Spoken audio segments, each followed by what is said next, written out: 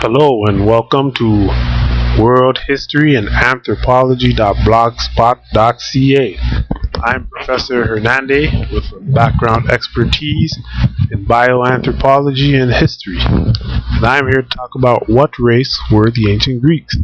This is part one of a unknown, or I guess you could say unlimited part series, but today we'll be looking at what the Greeks were.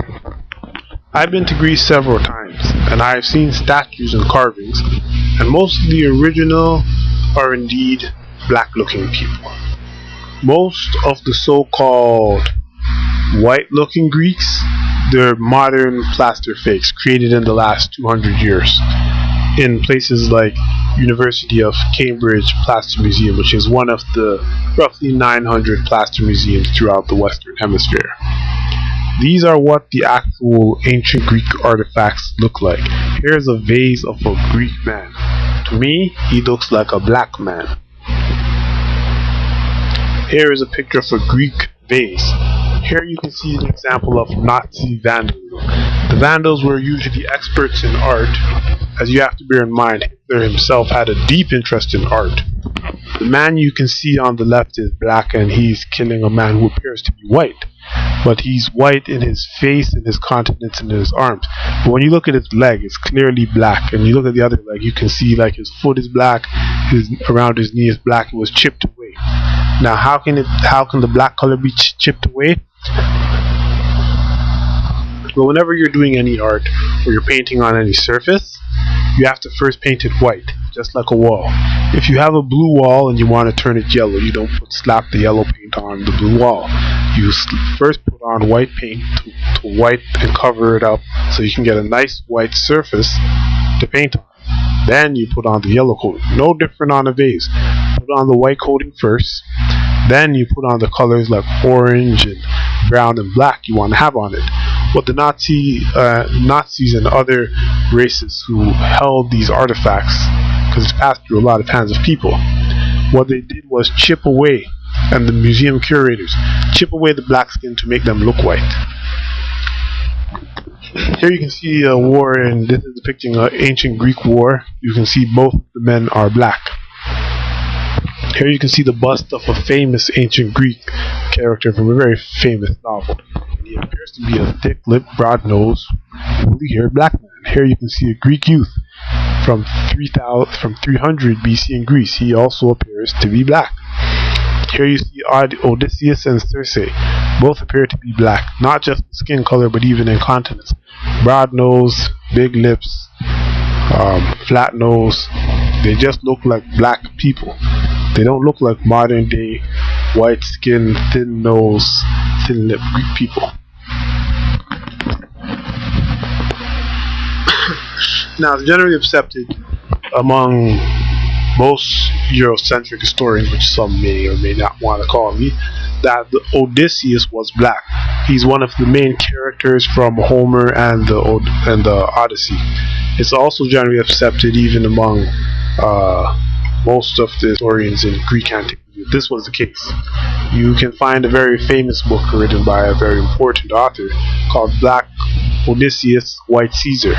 When did white people become white? James H.D., The Classical Journal, Volume 99, Number 2, December 2003-2004, pages 157 through 167, published by the Classical Association of the Middle West and South. Reasons behind the conclusion that Roman General Julius Caesar is a white person and Odysseus is a black person. Here's Odysseus. You can see not only is reading significance of Romance philology to the classical origins of color. Background on the involvement of European in African slave trading. Here you can see Odysseus. Not only does he appear to be black, based on the hair and the facial features from when I saw this up close in real life, but also because his limbs are show signs of tropical adaptation, and so do his arms. And tropical adaptation basically means that you come recently from a tropical environment. which is in contrast to cold adapted people who have very different limb, I guess you could say, proportions. Odysseus, he certainly does look black, and he's considered to be black. The reality is that most of the famous Greek stories, Homer and the Odysseys, and Troy, are about black people. The first is about Odysseus, and the latter is about Memnon. And this important figure here, who I was talking about, this is Memnon. He's clearly a black man. Below you see these two black men, two black people. They're Aegean islanders in the tomb of Renkmir in 1400 BCE, originally from Upper Egypt in Thebes in Sheikh Abd el-Qurna, tomb of Renkmir TT 100. You can see they're portrayed as dark-skinned black people. These people are darker than most African Americans I have seen. Here you can see a Minoan woman. These are in the castles that the Minoans left behind. These are how they portray themselves, as dark-skinned black people. You can look in this fresco in Akrotiri. Most of the people are black-skinned, and you can see several of them like hair. They have afro hair like African Americans, and they're very dark-skinned people. Like even here, they're dark-skinned. Look at him; his hair stands up in his head, as do all the roars. They're dark-skinned black people. This is Socrates again. He has broad nose, thick lips, woolly hair. He looks like a black person. Here you have a Greek royal from a bronze vase. You can see his features, his thick lip, broad nose, flat nose. He looked like a black person, even to black. And then you look in, like the vase was originally painted brown, dark brown, to show he's a black person. His spots are still there. Here's a Greek head from Sedanos, 400 BC. It looks black. The lips, the nose, the hair, the eyes, it all looks like a black person. It doesn't look like modern day Greek. This is what the actual frescoes look like on the walls inside Greece, in ancient Greece. Most modern Greeks are white skinned, except a few people who spray tan their skin a lot or go out and purposely for the point of getting tan. Most of the images of ancient Greeks are darker than the typical African American. Very few ancient Greeks I have seen ever that dark. Like you can see, most of these ancient Greeks, they're dark-skinned black people. Now you've probably seen images like this and assumed the ancient Greeks were white based on what the media portrays. There is no need for insults or racism. We should just debate facts. When you understand, modern Greeks are often very white, just as white as the rest of Europe from a physical standpoint. In my point of view, a Greek looks no less white to me than any other person of European descent. It becomes even more ridiculous to think that these black images represent dark white people. Below is a female Greek athlete who trains outdoors and spends lots of times outdoors in a hot country like Greece. One would expect her to be darker than the average Greek or dark-skinned person, but instead she's actually very white, light skin. Here are Greek farmers. You would expect these farmers to be dark, being in the hot sun all day, but you see they're all mostly very white-skinned people. So that's why it's very ridiculous to think that these white-skinned people are ridiculous to the black-skinned art figures that we see. There is a lot of DNA evidence that support the ancient Greeks were black. I won't get into it now because I have to limit the amount of time that I record, so I'm just going to be looking at the images. I guess the next post will get into the DNA. This is another head from ancient Greece. This is from ancient Greece. This is ancient Greece again. Here you have another head from ancient Greece. He's clearly a black man. These are how the ancient Greek look. One looked like he's probably multiracial, and the other one looked black. Now this one's a close-up. I show it because there's a claim that white men were shown as black and white women were shown as white, just because that's how Greece was. The problem with that is here you have a black man with a sword, and he has the knife to a white woman. We know she's a woman, mainly because you can see the female anatomy, and she has no beard. you know he's man because he has beard and he has male anatomy. And over here you see another male and he is white and he has also male anatomy. You see it in another picture. So there is no gender based for what someone's color is shown as. It's based entirely upon race. The other theory is that you can see here is a black man sicking dogs on a white man. The white man has a beard. This man is black, but he has been altered to look white. How can I prove this? Look in the arm right here. You can see black paint was removed, chipped away as I previously mentioned. On the arm here you see it again. On the fingers here you see it again. Down in the back of the leg, up in the top of the leg, down by the ankle, and on the toe. They were originally painted black, chipped away.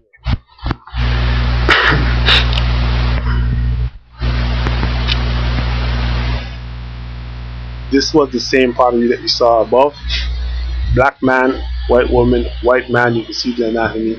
They have a black woman up here. So the concept that the ancient Greeks weren't black, or these figures doesn't represent race, it's hard to do, mainly because of images like this. If they're saying it's villain versus hero, hero is always black, villain is always white. Is a hero going to be a man stabbing a woman? I doubt it, but if it was, what does that tell you? If the ancient Greeks, if they think all heroes are black and all villains are white, they were probably racist. Here you can see images where ancient Greeks resemble many black people.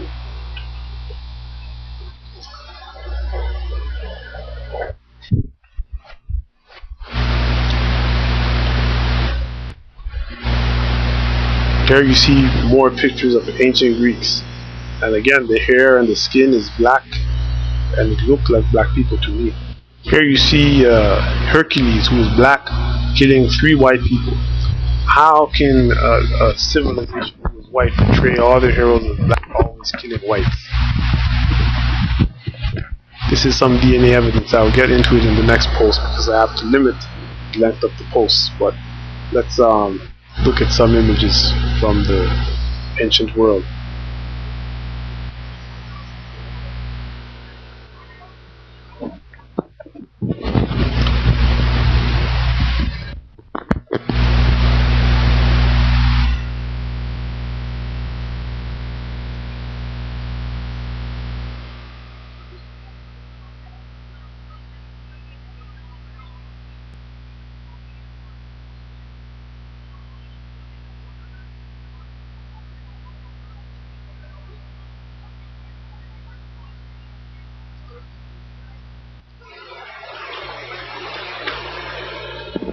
This is some DNA evidence.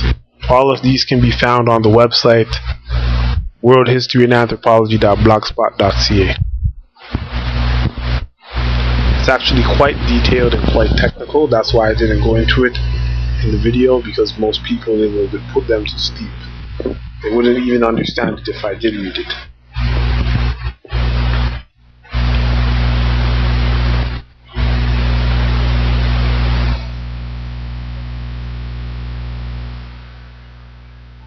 Notice the alligator is portrayed as a light brown, but the man is portrayed as black skin color.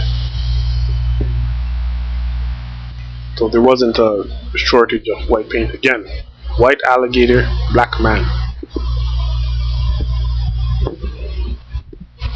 Again, a clearly black looking man.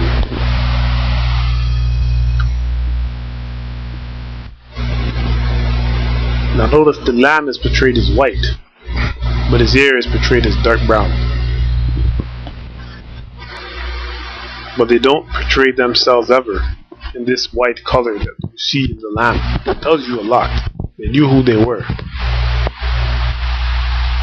Even this man here, he is not portrayed in that same white type color. Here you see another black man. You don't see him portrayed with white skin. And here you see Egyptians smashing the heads of his enemies who don't have the same skin color as him. I will get more into this later, but this will be the end of the first part of this series.